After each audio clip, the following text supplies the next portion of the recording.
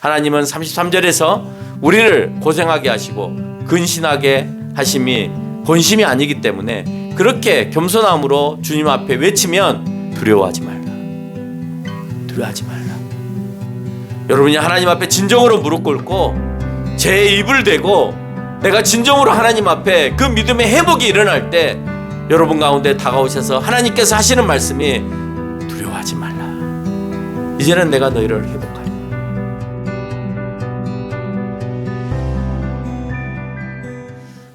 오늘 본문의 말씀을 가지고 나라가 망했다 라는 제목으로 여러분하고 같이 말씀을 함께 나누고자 합니다. 오늘 예레미야가 이스라엘 백성들을 향하여서 외친 메시지는 이제 유다가 망했다 이런 표현입니다. 최근 두 가지 형태로 우리나라도 망해가고 있는 것 같습니다. 첫째는 윤석열 퇴진을 위한 시국선언이 모든 대학 가운데에서 일어나고 있고 지금 계속되어지는 시위가 일어나는 것을 통하여서 볼 때 한편으로 참 안타까운 국가의 형태를 취하고 있다 이런 모습을 보이고 있고요. 또 하나는 회사의 주식을 가장 많이 보유하고 있는 이사들을 위한 수익 분배가 우리나라의 수익 분배 구조로 되어 있기 때문에 한국 기업의 가치가 하락되어서 지금 회사가 망하고 있다. 그래서 소액 주주들에 대한 상법 개정이 일어나지 않으면 우리나라의 주식 값어치는 오를 수가 없다. 그래서 경제도 어려워지는 상황, 정치도 어려워지는 상황, 이런 가운데 우리나라도 망한 건 아니지만 힘들어져 가고 있다 이런 생각이 들어집니다. 우리는 무엇을 잃었을 때 가장 슬플까 한번 생각해 보십시오. 여러분 무엇을 잃었을 때 가장 슬플까요? 무엇을 잃었을 때 여러분 돈을 잃었을 때 가장 슬플까요? 무엇을 잃었을 때가 가장 슬플까요? 아마도 가장 사랑하는 사람의 생명을 잃었을 때가 가장 슬프지 않을까 그런 생각을 해봅니다. 생명을 송두리째 빼앗아 갈 수 있는 것이 어쩌면 우리에게 있어서 가장 슬픈 일이고 그렇게 많은 생명을 한꺼번에 뺏어갈 수 있는 것이 무엇이냐라고 물으면 그것은 전쟁이다라고 말할 수 있을 겁니다. 예레미야 애가에서 오늘 전쟁이 일어나서 유다 백성들이 다 죽어가는 그런 표현, 그래서 그 죽어가는 백성들을 바라보면서 슬퍼하는 예레미야의 모습을 오늘 예레미야 애가가 담고 있기에 성경책 이름도 예레미야의 슬픔이다라고 하는 애가라고 하는 슬픔의 노래라고 하는 표현으로 되어 있다는 거예요. 오늘 예레미야 애가가 5가지의 소멸에 대해서 우리에게 설명하고 있는데 그 5가지의 소멸을 어떻게 묘사하고 있냐? 첫 번째는 예루살렘이 무너졌다. 2장 8절에서 성벽을 헐기로 결심하시고 무너뜨리시는 일에 손을 거두지 아니하사 성벽과 또 성곽과 그 가운데서 통곡하게 하셨음을 우리에게 보여주고 있다는 겁니다. 예루살렘 성전이 그 가운데서 예루살렘 성만 무너지는 것이 아니라 오늘 또다시 소멸되어지는 모습을 두 번째로 보여주고 있는데 2장 7절에서 보니까 예루살렘 성전이 무너지고 있다라고 표현하고 있습니다. 여호와께서 자기 제단을 버리시며 자기 성소를 미워하시고 여호와의 전에서 떠들기를 절기의 날과 같이 하였도다. 모두가 짓밟는 하나님의 전이 되었다. 그래서 아이들의 놀이터와 같은 그런 형태가 돼버리고 말았다. 거룩하고 그리고 정말 예배를 사모하는 그 장소가 이제는 여호와께서 스스로 자기의 제단을 버리셨다고 표현하고 있고 자기의 성소를 미워하였다라고 표현하고 있습니다. 이런 것들이 있으면 뭐 할 거냐? 성소가 있으면 뭐 할 거냐? 너희들이 나를 온전히 예배드리지 않고 온전히 섬기지 아니하는데 이 멋진 전을 가지고 있은들 뭐 하겠느냐? 여러분 유럽의 교회들이 그래요. 수많은 사람의 혈세를 빼앗아서 멋진 성당들을 만들어 놨는데 있으면 뭐 할 거예요? 그 공간이 텅텅 비어 있고 온전히 예배 드리는 사람이 없는데 그 성전이 있을 이유가 없는 거죠. 그래서 문화재로 채택된 성당을 제외한 나머지 작은 성당들은 대부분 다 팔려나가고 있는데 그 팔려나간 것이 너무나 고풍스럽고 멋있기 때문에 그 고풍스럽고 멋있는 장소에 연회장을 만들고 또 술집을 만들고 그렇게 향락업소들을 만들어서 많은 사람들을 끌어들이고 있다라고 하는 겁니다. 있으면 뭐 할 거냐? 나는 필요 없다. 그래서 자기를 보호해준 성곽도 무너지고 하나님이 자기들을 보호한다고 생각했던 그 성전도 이제 무너지고 그 다음에 하나님의 절기와 말씀도 이제 소멸되었음을 알 수가 있습니다. 1장 4절에서 절기를 지키려 나아가는 사람이 없다라고 표현하고 있고 2장 9절에서 왕과 지도자들이 율법 없는 이방인들 가운데 있고 그 성의 선지자들은 여호와의 묵시를 받지 못하였다라고 표현하면서 절기도 지키러 나가는 사람이 없고 율법도 없고 말씀에 대하여서 묵상하는 이도 없는 그런 말씀을 증거하는 이도 없는 그런 세상으로 발돋움되어지고 있다라고 하는 것입니다. 여러분, 절기도 없는 세상, 그 누구도 그것을 찾지 않는 세상. 이스라엘 백성들의 전통이 절기가 되어지면 어느 나라에 있든지 간에 그 나라로 모이는 습성을 가지고 있습니다. 본인이 그 나라로 가서 절기를 지키지 못하면 가는 사람에게 여비를 보태서 나도 네가 가고 있는 그 순례의 길에 내가 동참한다라는 의미를 포함합니다. 그래서 내가 못 갔을 때는 그 일에 동참시켜서 같이 그 여비를 주면서 그 일을 하게끔 하는 겁니다. 절기가 없어지고 하나님의 말씀이 소멸되고 예루살렘 성전이 무너지고 예루살렘의 성곽이 무너졌습니다. 근데 그렇게 다 무너지고 나면 그 다음에는 뭐가 또 소멸이 되어지냐? 먹는 것이 소멸이 되어져요. 그래서 2장 20절로 보면 먹는 것이 어느 정도나 없었느냐? 자식을 먹는 일까지 벌어지는 행위를 볼 수가 있습니다. 4장 4절에서는 그 어린아이들, 살아있는 그 어린아이들의 모습을 담고 있는데요. 젖먹이가 음식을 먹던 자들이 외롭게 거리에서 있으며 이전에는 붉은 옷을 입고 자라난 자들이 이제는 거름더미에 앉았다. 붉은 옷을 입고 자라났다는 것은 귀하게, 품위 있게 그렇게 성장하였던 아이들이 이제는 거름더미에 앉아있고 음식을 먹는 자들이 외롭게 거리를 그렇게 떠돌아다니고 있고 심지어는 성곽을 에워싸고 있는 바벨론의 군사들로 인하여서 성 밖으로 나올 수 없기에 성 안에 있는 자식들을 잡아먹는 그런 일들까지 벌어지고 있다라고 표현하고 있습니다. 얼마나 배고프면 심지어 그 죽는 사람들이 배고파서 죽는 사람들이 뭐라고 표현하고 있냐? 칼에 맞아 죽는 사람이 줄여 죽는 사람보다 낫다라고 4장 9절에서 그렇게 말하고 있습니다. 그 다음 없어져야 되는 건 이제 백성들이 그 땅에서 소멸돼야 되겠죠. 그래서 2장 21절에 보니까 자식을 낳아도 젖을 먹이지 못하고 젖을 먹이지 못하니까 그 아이들은 죽겠죠. 제사장과 선지자들도 성소에서 다 죽임을 당하는 그런 일들이 벌어지게 되어진 겁니다. 이 소멸이 소돔의 죄악보다도 무겁다라고 4장 6절에서 표현하고 있고 그 무거움을 5장 16절에서는 이렇게 말합니다. 우리의 머리에는 면류관이 떨어졌사오니 오라 우리의 범죄 때문이다 라고 그렇게 표현하고 있습니다. 좋은 면류관이 떨어지면 좋을 텐데 좋은 면류관이 우리에게 씌워지면 더 좋을 텐데 그들에게 씌워지는 것은 죽음의 면류관이었습니다. 왜 이 모든 것들이 다 멸망하고 다 소멸되어지고 없어지는가? 여러분 현대 교회를 보아도 그렇습니다. 왜 유럽의 교회들이 그렇게 태어나면서부터 모든 국민이 다 기독교인이었음에도 불구하고 그 교회는 다 소멸되어지고 없어져 가고 있는가? 그래서 대러 다른 나라에 예수 그리스도를 믿는 사람을 구걸하는 상황이 되어졌을까?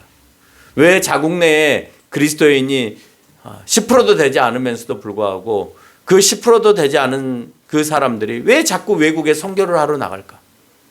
이해가 되지 않는 게 그런 거였습니다. 왜 너네가 다른 나라에 선교를 하러 나가? 너네 나라에서 믿지 않는 나라 사람들이 90%인데 너네 자국에 있는 백성들을 향하여서 외쳐야지. 그만큼 강팍해져 있는 겁니다. 그래서 유럽은 점점점 쇠약해져 가고 이제 막 생겼던 미국이 점점점 강성해져 갑니다. 미국이 강성해진 가장 큰 이유 중에 하나는 잘못되어가는 가톨릭의 문화를 버리고 종교의 자유를 찾아서 아메리카로 떠났던 사람들이 그 나라를 세웠기 때문에 다는 아니겠죠. 경제적인 이익을 얻기 위해서 그 땅을 차지하기 위한 이유만으로 떠난 사람들도 있습니다만 많은 사람들이 영국이나 유럽 안에서의 그 종교의 자유가 없어서 종교의 자유를 얻기 위하여서 개신교인들이 아메리카로 떠났습니다. 그리고 그곳에다 교회를 세우고 거의 모든 사람들이 개신교화 되어질 정도로 많은 사람이 기독교인이 되었습니다. 그래도 하나님께서 뭐라 하실 겁니다.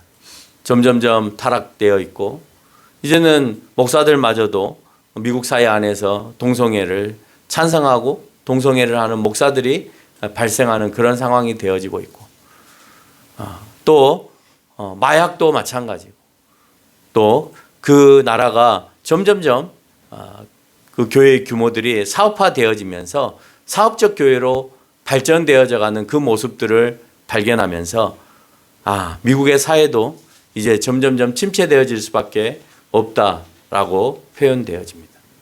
한국의 사회는 어떨까요? 한국의 교회도 마찬가지입니다. 한국의 교회는 미국의 교회를 그대로 본받아서 미국의 교회들의 모형들을 따라서 그 교회가 장사하는 교회로 탈바꿈되어지고 있고 또 다른 모습으로는 교회가 기복적 신앙으로 바뀌어서 교회에 나오면 뭔가를 얻을 수 있다라고 하는 착각 속에 신앙생활을 하는데 교회가 무너져 가고 있다는 거예요.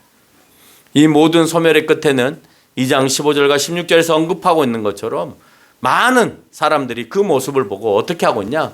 비웃고 있어요. 비웃고. 그 비웃음 안에는 그리스도를 믿는 사람이 왜 폭망해야 하는 비웃음이 있는 거예요. 왜 하나님을 믿는다 하면서 너희들이 망해? 그 폭망이 하나님 안에 안 계시는 것이 아니라 하나님을 믿지 못하기 때문에 그렇다는 거예요. 그럼 왜 폭망했어요?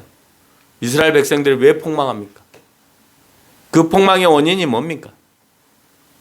그 폭망의 원인은 하나님이 안 계셔서가 아니라 하나님을 믿지 않는 이들이 많았기 때문이다라는 거예요. 여러분, 교회 건물을 믿는 것이 아니라 그 안에 존재하신 하나님을 믿어야 되는 것이죠. 교회가 성장하고 발전하는 것을 우리가 감탄을 하고 그것에 아우성을 펼칠 것이 아니라 그 안에 그 마음의 신앙이 뜨거워짐에 대하여서 우리가 감탄해야 되는 것입니다. 그런데 그런 믿음은 없고 뭐만 있는 거예요? 예? 그런 믿음은 없고 커져가는, 거창해져가는, 남에게 드러내 보이는 화려함, 그런 것들로 아우성을 펼쳐가고 있다는 거예요. 이스라엘 백성들이 성전을 세워놓을 때 어떤 표정이었을까요?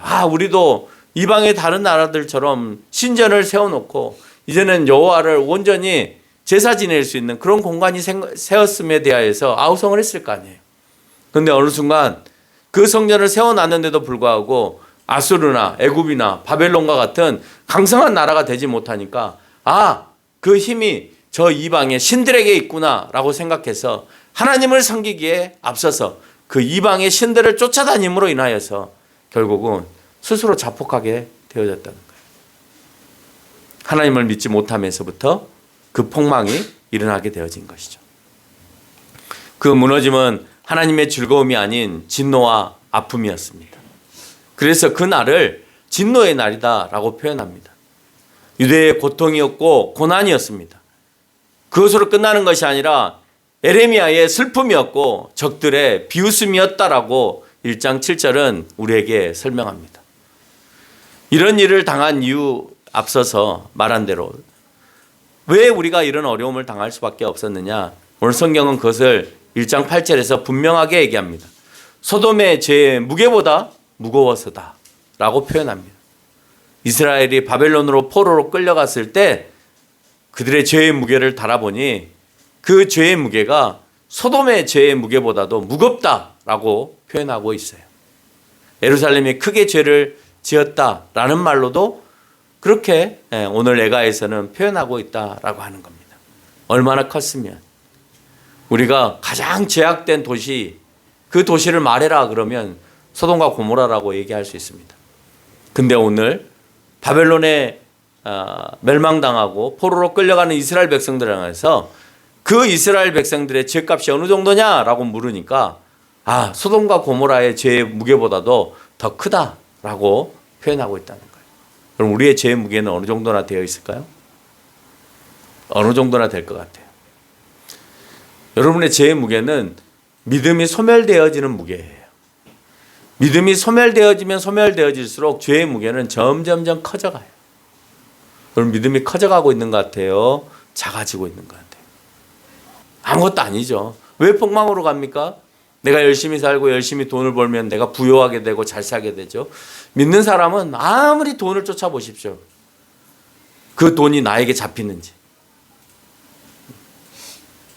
우리 교회 안에도 경험하시는 분들이 계시니까 한번 여쭤보십시오. 내가 돈을 쫓아갔더니 돈이 내 손 안에 놓이던가 놓이지 않던가. 안 믿는 사람은 자기 손 안에 돈이 놓입니다. 불법을 자행하고 잘못된 행동들을 해가면서까지 돈을 긁어 모읍니다. 잘 모아요. 그러니까 믿는 사람들이 그 모습을 보고 저렇게 하면 돈을 모을 수 있는가 보다 라고 생각해서 열심히 모아봅니다. 근데요, 하나님의 백성들은 절대 그 손 안에다가 돈을 주지 않습니다. 그게 다릅니다. 여러분, 왜 이방 사람들은 하나님을 믿지 않고 이방 신을 섬기는데 그렇게 부유한 국가가 될까요? 그 나라 사람들은 그 나라의 방식대로 군사력을 보강시키고 어떻게 하면 제국을 유지할 수 있는가 인간적인 방법들을 생각해내고 그래서 그렇게 부강한 나라를 만드는 것처럼 보여지지만 결국은 소멸하고 없습니다. 여러분, 바벨론이 지금 존재하나요? 자기는 이라크 땅이 바벨론 제국이었으니까 역사의 전통성을 따라서 이라크다라고 표현하지만 그런 거 아닙니다. 또 이란이라고 표현하는데 그런 거 아닙니다. 다른 민족들이 그 자리를 차지하여서 지금의 이란이 된 것이지 원래 바벨론 제국이 아닙니다. 바벨론이라는 나라는 소멸되고 없습니다. 아수르라고 하는 나라가 그 당시에 부강했는데 아수르가 있나요? 예? 그 이라크라고 하는데 그 이라크가 있냐고요. 지금도 마찬가지죠. 애굽의 대문명이 지금의 애굽의 대문명처럼 세상을 지배하고 사나요? 못 사는 아프리카의 한 나라로 전락해서 살아가고 있죠. 어느 나라가 그 나라를 유지하면서 살아가고 있습니까? 없습니다. 잠깐 몇십 년, 잠깐 몇백 년 그렇게 나라를 유지하다가 그리스가 세계를 다 지배했던 엄청난 국가였는데 그리스가 그런 나라인가요?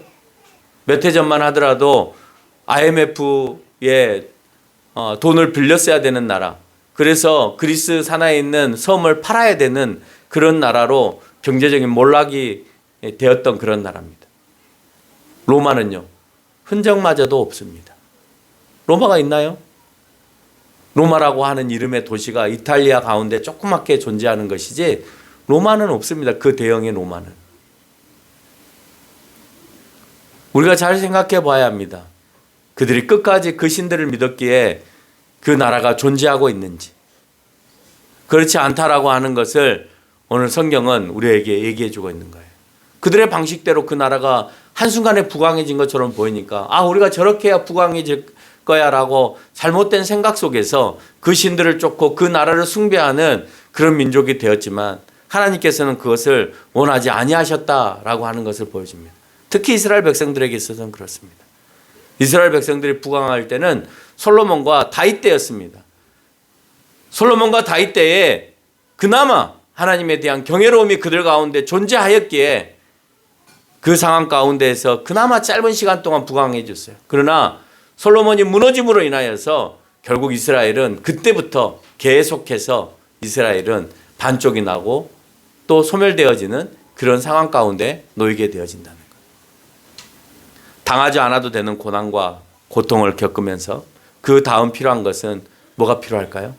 전쟁을 통하여서 자기 백성들을 이제 다 포로로 끌려가게 했습니다. 포로로 다 끌려가게 하고 다 죽음을 당하겠습니다. 그러면 그 백성들은 그 다음에 뭘 요구할까요? 하나님 앞에. 하나님 앞에 요구할 게 없죠. 하나님을 믿지 않는데. 근데 하나님이 생각이 나요. 참 신기하죠. 하나님의 백성들은 자기가 무너질 때 그 다음에 하나님이 생각납니다. 그게 하나님의 선택된 백성들이에요. 하나님의 선택되지 않은 백성들은요, 계속 원망과 불평을 합니다. 원망과 불평하는 것도 하나님이 선택한 백성이에요. 안 믿는데 하나님 앞에 원망과 불평도 할 필요가 없잖아요. 그래요, 안 그래요? 하나님을 안 믿는데 왜 하나님을 불평해요? 믿고 있기 때문에 불평한 거예요. 뭐가 남은 거예요? 믿음이 저 바닥만큼 요만큼 남은 거예요. 하나님한테 불평을 왜 해요? 안 계시다고 생각했는데. 안 계신 하나님한테 불평해봐야 그 응답 안 해줄 거 아니에요. 근데 불평을 하고 있다라고 하는 것은 하나님을 요만큼이라도 믿고 있다라고 하는 겁니다.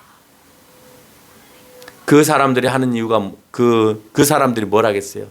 그 다음에는 하나님의 은혜와 긍휼을 기다리는 겁니다.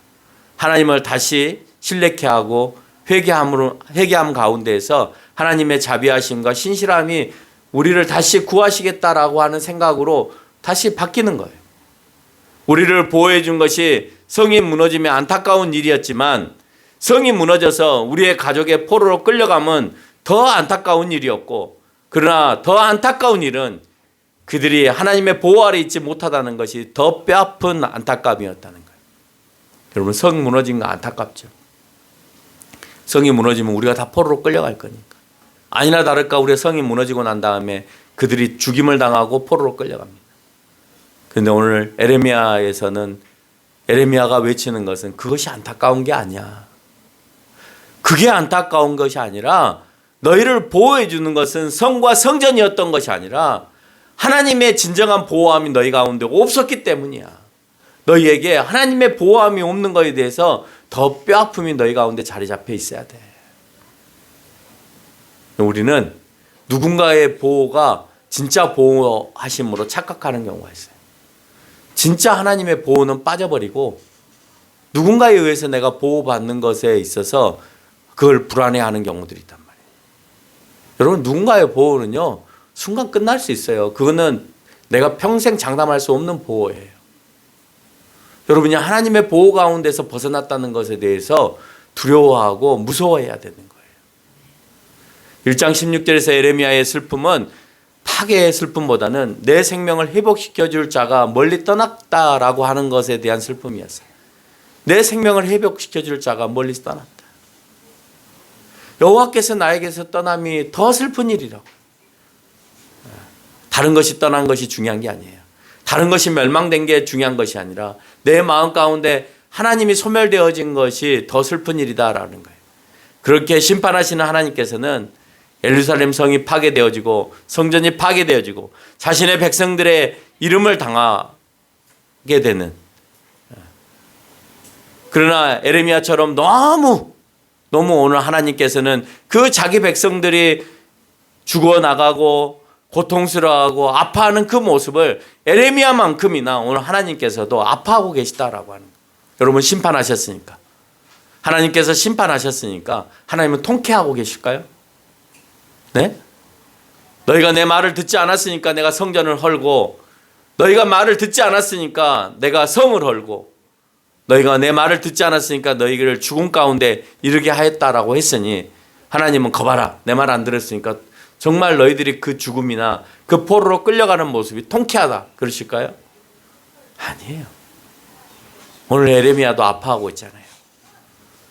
그렇게 외쳤던 에레미야, 너희가 돌아와라, 마지막 기회이다 라고 했을 때 말 듣지 않는 그 사람들이 결국에는 심판의 자리에 이르렀을 때 오늘 에레미야는 울면서 너희가 내 말을 듣지 아니함으로 인해서 아이고 고소하다 그런 표현인 것이 아니라 내 마음이 아프다. 심판의 아픔 가운데 피어있는 하나님의 지독한 사랑이 오늘 본문을 통해서 우리는 읽혀져야만 해요. 하나님은 심판하세요. 공의로우신 하나님이기 때문에 공의롭지 못한 인간들을 향하여서 심판하세요. 근데 중요한 건 그 심판 가운데 하나님의 지독스러운 사랑이 담겨 있다는 것을 우리는 발견하게 됩니다. 이 마음을 에레미야는 알기에 이스라엘 향해서 하나님 아버지께로 돌아오라고 말씀합니다. 믿음으로 돌아오면 잃었던 것을 다시 찾을 수 있다라고 표현합니다. 물론 찾을 수 없는 것은 있어요. 뭐가 찾을 수 없어요? 이미 죽어버린 육체는 찾을 수 없어요. 다른 거는 다 찾을 수 있지만 이미 죽어버린 육체는 찾을 수 없죠. 그 고통은 끝까지 너희가 품고 가야 하지만 죄로 인하여서 우리에게 주신 것은 사망이잖아요. 그건 아담 이후 때부터 지금까지 마찬가지입니다. 죄로 인하여서 우리에게 가져가시는 것은 사망이에요. 죽음이에요. 나머지는요, 찾아낼 수 있어요. 그래서 너희가 나머지라도 또 지금 살아있는 저 사람의 생명이라도 너희가 유지하고 싶거든. 그렇다면 누구에게로 돌아와라? 네 아버지에게로 돌아와라 라고 얘기합니다. 그 소멸은 적들이 하였지만 세상은 적들이 아닌 하나님의 주권에 의해서 움직여집니다. 여러분, 적들이 나를 죽이고 나를 이끌어가고 나를 포로로 끌어갔으니까 적들의 힘이 세다라고 착각하지 마세요. 그 적들을 하나님께서 이용하셔서 하나님의 주권 하에서 그들을 움직이셔서 우리를 포로가 되게 하셨다는 거예요. 하나님은 공의로우시게 자기 백성이라 할지라도 의롭지 않으면 하나님에 대한 믿음이 없으면 심판으로 이끌어냅니다. 그래서 에레미야는 1장 13절에서 높은 곳에서 나의 골수에 불을 보내어 이기게 하시고 내 발 앞에 그물을 치사 나로 물러가게 하셨으며 종일토록 나를 피곤하게 하여 황폐케 하였다라고 표현합니다. 세상의 심판은 피할 수 있지만 하나님의 진노의 심판은 우리가 피할 수 없음을 2장 22절에서도 말씀하고 있습니다. 세상의 타락으로 인해 일반적으로 당하는 고통은 누구나 당할 수 있습니다. 사고로 병으로 얻은 고통들이 그렇습니다. 그러나 그보다 더 큰 고통이 있는데 그것은 하나님의 진노로 인한 고통입니다. 우리는 세상을 살면서 고통당할 수 있죠. 내 실수로 인해서 사고도 당할 수 있고 내가 내 몸 관리를 잘못해서 병을 얻어서 고통을 당할 수도 있습니다. 하나님의 심판이 그 가운데도 있을 수 있지만 내 몸 관리가 잘못되었거나 세상에 오염되어서 그 오염된 것으로 인해서 내 몸이 아플 수도 있는 겁니다. 근데 중요한 것은 그런 고통보다도 더 힘든 고통은 하나님의 진노 아래에 있는 고통이라는 거예요. 내가 만약에 내 아픔이 하나님의 진노 속에서 이루어지고 있는 고통이라면 우리는 다시 돌아와서 그 아픔을 해결해야 된다라고 하는 거예요. 여러분의 아픔이 유전자를 위한 아픔입니까? 여러분의 아픔이 환경을 통해서 얻은 아픔입니까? 여러분의 아픔이 하나님의 야단을 통해서 얻은 아픔 같습니까? 무엇인 것 같아요? 하나님의 진노에 의해서 얻은 아픔이라면 또 하나님의 뜻에 의해서 얻어지는 아픔이라면 하나님 반드시 그들을 고통 가운데서 해결하실 겁니다. 그러나 세상에 오염된 상황 가운데서 자기의 실수로 인해서 다친 아픔들이라면 그것은 고침받기가 어렵겠죠. 에레미야는 이렇게 받은 고통은 더 아프다라고 표현합니다. 이 고통을 면하기 위해서 3장 29절에 입을 땅의 티끌에 대는 낮아짐과 겸손함으로써 표현하고 있습니다. 그대의 입을 땅의 티끌에 댈지어다 혹시 소망이 있을지어다. 여러분, 이 말은 입을 그 더러운 죄 위에다가 대라라고 하는 것은 낮아짐과 겸손함을 표현한 거예요. 너희들이 하나님 앞에 이 낮아짐과 겸손함으로 다시 돌아오기를 오늘 에레미야는 이스라엘 백성들을 향하여서 외치고 있는 거예요. 그것만이 너희에게 소망이 있다라고 표현하는 겁니다. 하나님은 33절에서 우리를 고생하게 하시고 근신하게 하심이 본심이 아니기 때문에 그렇게 겸손함으로 주님 앞에 외치면 3장 57절에서 주께서 내게 가까이 와서 이렇게 말씀하십니다. 두려워하지 말라. 두려워하지 말라.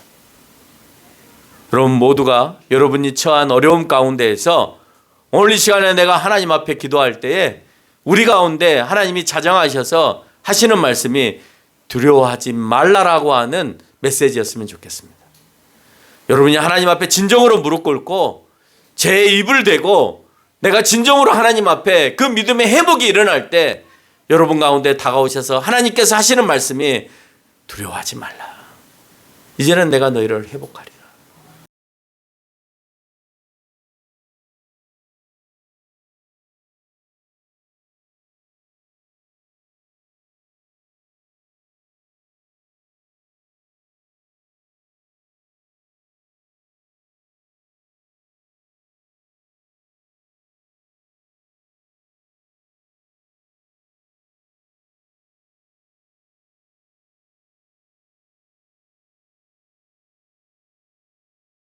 우리 조상이 지었던 죄 아닙니까?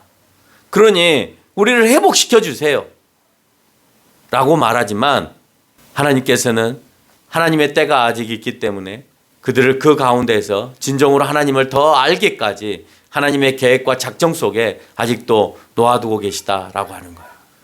이미 한 세대는 죽고 죄 지은 세대들은 다 죽고 그 후손들이 이제 바벨론에서 살아가고 있지만 그래서 그 바벨론에 살아가는 그 자손의 세대들이 오늘 하나님을 향하여서 내 부모가 한 잘못을 왜 우리에게 묻습니까? 라고 고백한다 할지라도 너희가 하나님을 진정으로 깨닫기 전까지 믿음으로 회복되기 전까지 그곳에서 계속 하나님께서는 그냥 두겠다라고 하는 하나님의 계획이 그 가운데 있음을 발견합니다.